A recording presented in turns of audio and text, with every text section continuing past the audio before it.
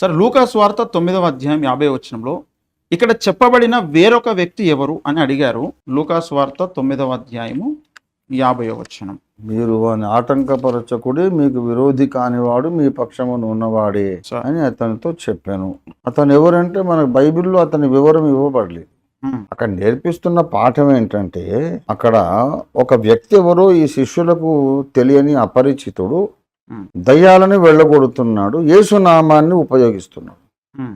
యేసునామాన్ని ఉపయోగించి యేసునామంలో పో అని చెప్తే ఆ దయ్యం వెళ్ళిపోతున్నప్పుడు ఇతను ఎప్పుడు మన కూటాల్లోకి రాలేదు. యేసు ప్రభువులు ఆయన ఉపదేశం చేసే ఓలీవల కొండకు కానీ, ఆయన పెట్టిన మీటింగ్స్ కానీ, పబ్లిక్ కానీ ప్రసంగాలు చేసేటప్పుడు ఎప్పుడు దగ్గర కనబడలేదు.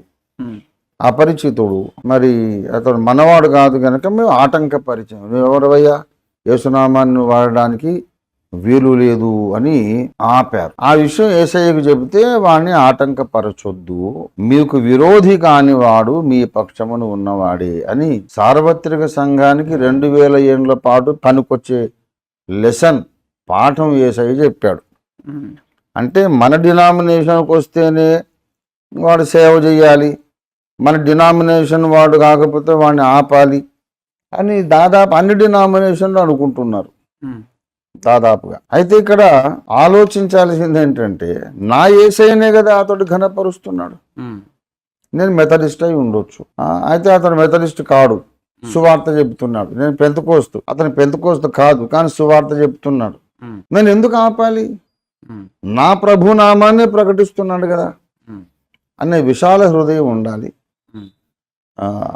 అని. ఎందుకంటే యేసయ్య సెలవు లేకుండా ఆయన నామంలోని ప్రభావం కూడా బయటికి రాదు, పనిచేయదు.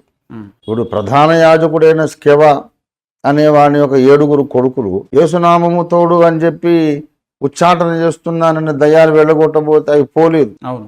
మళ్ళీ వాళ్ళ మీద పడి లొంగదీసి ఆ దయ్యం పెట్టిన వాడు 7 గెలిచాడు. వాళ్ళు బట్టలు వదిలేసి దిగంబరులై పారిపోయారు. కనుక యేసయ్య ఆమోద ముద్ర లేకుండా ఆయన పేరును వాడితే ఆ పరిస్థితి వస్తుంది. ప్రధాన యాజకుడైన స్కెవ కొడుకులకు ఏర్పడ్డట్టు.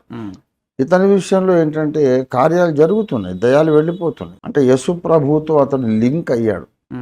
మనకు తెలియకుండా యేసు ప్రభువుతో కనెక్ట్ అయిన వాళ్ళు చాలా మంది ఉంటారు. అది పాఠం.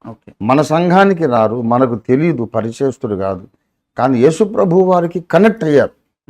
లేకపోతే ఆ పవర్ రిలీజ్ కాదు.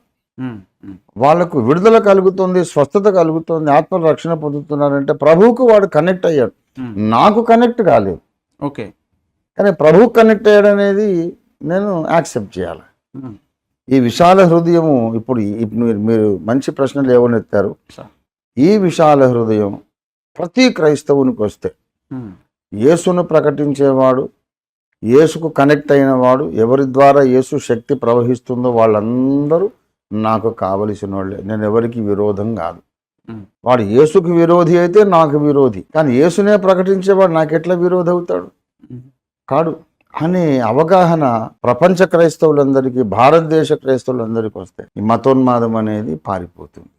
కనీసం సేవ ఇంకా ప్రజ్వరిల్లి విస్తారంగా జరగడానికి అవకాశం ఉంది. ఈ పాఠం అందరూ నేర్చుకోవాలి. Okay sir, okay.